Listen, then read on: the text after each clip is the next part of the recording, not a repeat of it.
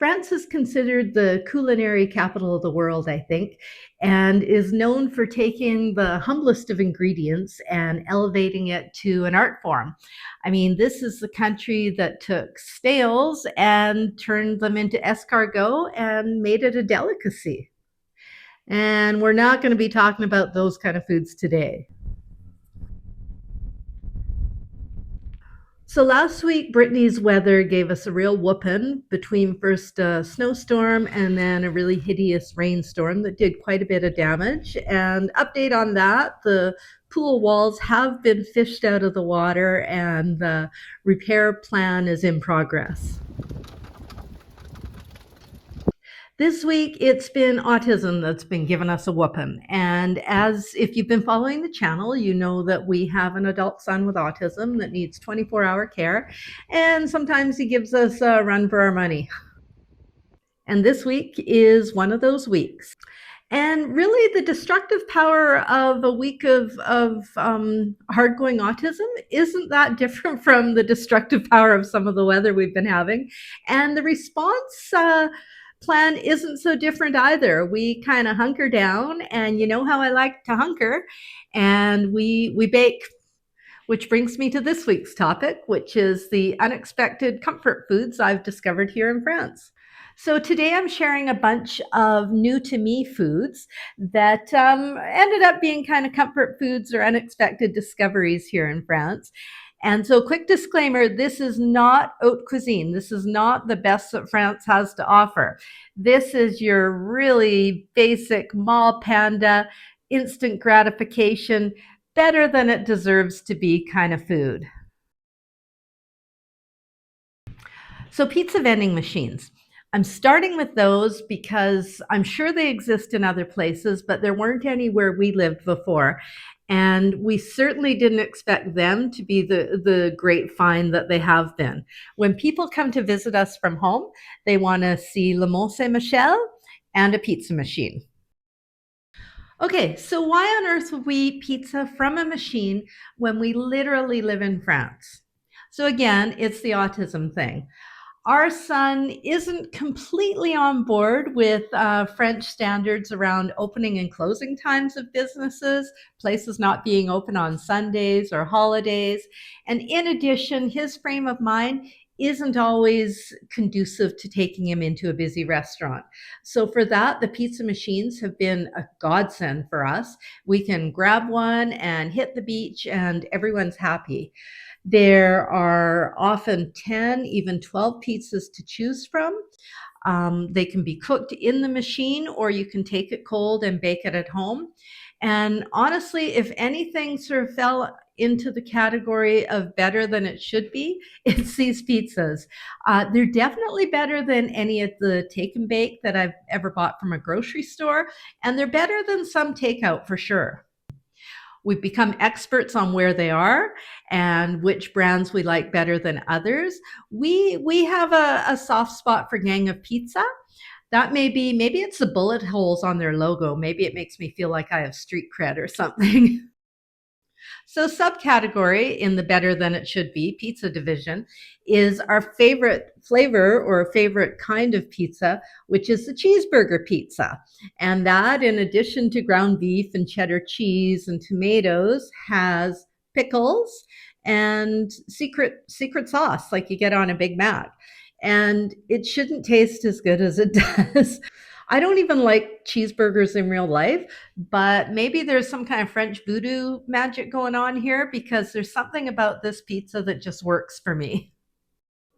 Some of the machines also offer other fast foods like cheeseburgers and burgers, chicken fingers, chicken nuggets. Don't do that. Just trust me, don't. So potato chip flavors, they tend to be regional anyways, and I always enjoy going into a grocery store in a new country and seeing what kind of chip and snack foods they have that we don't have at home. So here we have Brett's potato chips, which are heaven on earth. They are a Breton company. It's family run. I think it was founded in the 90s. They use, so all the chips are produced here. They use potatoes that are grown here in Brittany for the quality of the potatoes.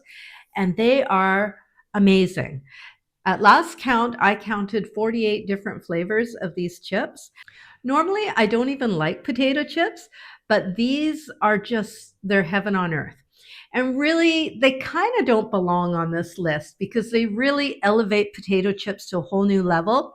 But potato chips, no matter how fancy they are never going to make you healthier. They're going to make you feel happy for a bit, and who doesn't need that? But they are always a vice, and so that's why I included them in the list of comfort foods. But they really elevate chips to a whole new plane of wonder. We have seen the brand outside of France at a specialty shop in Canada where we were, but not the full 48 flavors that I've been able to count here. You can get carbonara, beer and cheddar, camembert, falafel, curry, yakitori, mushroom, and my current favorite, tartiflette. They are like a symphony in your mouth. Plus, you're supporting the local economy. So I think it's kind of an obligation to eat at least a bag or two while you're here. Okay, another thing that maybe it only exists in the new to me category, but flavored syrups for water here. They have tons and tons and tons, and they can be sweetened or unsweetened. Normally, I just drink water straight, but I do have a soda stream. And once a day, I like something carbonated, and it's fun to change up the flavors.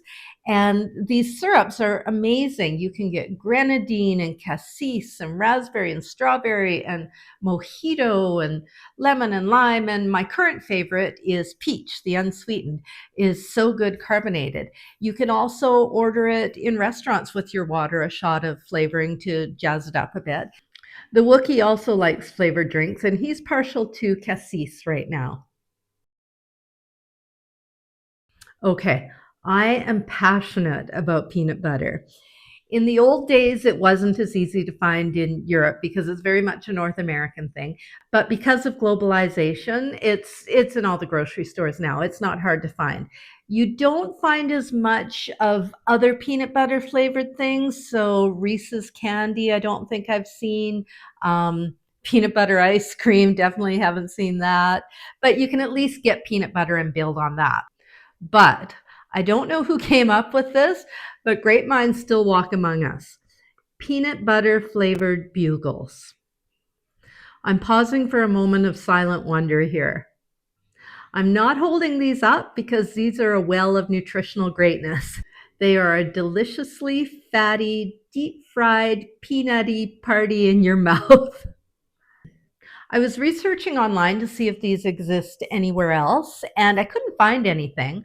But as often happens when you go online with the internet, I went down a rabbit hole of peanut butter bugles and found a lot of recipes of how people can make them themselves by stuffing peanut butter in the bugle and then drizzling chocolate on it.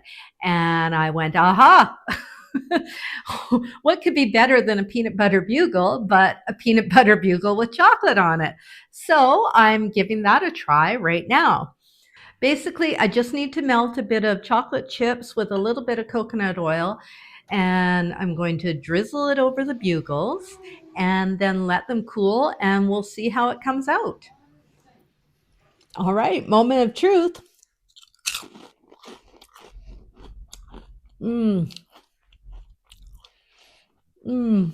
Oh, you guys, I did good. Mm, I'd say, I think the only improvement might be to add more chocolate, but I think that can apply to just about any situation in life. So, is this my debut as a French cooking influencer, making chocolate peanut butter bugles? It's very on brand for me.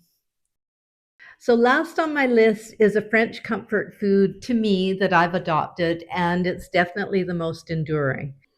They wouldn't be considered junk food, but I don't think they exactly make you healthier either. For me, there's an association of comfort with them, and there's a backstory. So, our migration to France was not smooth because that's not how autism rolls. So the way we came was my husband moved here first, and so that he could take possession of the house and be here when our belongings arrived, and make sure we had beds and a setup to arrive to. So I followed with our son a couple months later, who, as I've mentioned, is autistic, and he's very large and strong and powerful. And so all of the worst things you imagine about moving that type of individual across 7,500 kilometers, yeah, they're probably all true. Our adult daughter made the trip with us to help us with her brother and to get him settled, and also for the adventure of her own. And I have to say, like, without her, we wouldn't have made it. We wouldn't have made it to France, and we would not still be standing. I get a lot of really kind comments from viewers about us being good parents when mostly I think we're just surviving. But the real hero is our daughter. We would not have survived this far without her. Anyways, we had to move the Wookiee from the west coast of Canada to central France. That was 4 airports, 3 flights, 8 time zones. You know, when you travel so far and through so many time zones that you have no idea how long you've actually been traveling, let alone what day it is, what time it is, or even who you are, what you're supposed to be doing. That was us. We were completely wrecked at the end of that trip. It was hideous and frantic and exhausting. And there was one panic text exchange when we were in Amsterdam with my husband about whether or not he should get in the car and drive the 10 hours to pick us up there rather than us put the Wookiee on a plane again. But we did it. We got him on the plane. We got to France and arrived weepy and exhausted, and it had really hit home then that this definitely was a one-way trip because we were not putting him back on the plane to go back again. I do need to interject here that the support we got in the airports, unfortunately, after we left Canada, but the support we got in the Netherlands and in France in the airports was phenomenal for our son. We have never been so kindly treated as we were by the airport staff in both those places. But that's another video, and I hope someone's taking notes for me because I forget things as soon as I say them. So when we finally arrived in France, we staggered off the plane where there were 2 airport staff waiting for us, one to carry our luggage and one to just say comforting things as they directed us to the waiting area. And our husband, or not our husband, just my husband. It's been an autism-y week, you guys. Anyways, we got to the waiting area, found my husband, piled into the car, and I have really no memory from the period we got off the plane to when we got home, arriving at this new house that I had never even seen in real life. I don't remember anything about the outside of the house, wanting to see any of the rooms. We were just so exhausted. All I remember was sitting down on our couch, and he had a dinner ready for us, and it was quiche and soup and salad. And he said, and there's these things that I used to love these as a kid, and I think you'll like it. And it was pomme dauphine. Basically, they're crisp puffs of a combination of potato, a mashed potato, and choux pastry. They're mixed together, formed into a ball, and deep fried. And for Canadians, they're almost like a savory Timbit, kind of, a little bit fluffier. So they're simple, they're nothing fancy, but that night, 7,500 kilometers from our lives, our home, everyone we knew and loved, wondering what the heck we had done, they were the warm hug and the comfort that I really, really needed. I honestly don't remember anything else about that evening than the meal and the pomme dauphine.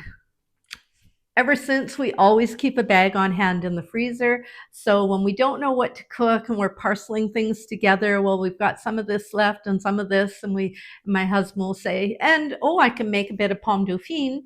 And I'm always like, oh, yeah, you can. Because it makes me feel calm and safe, and it's just comforting.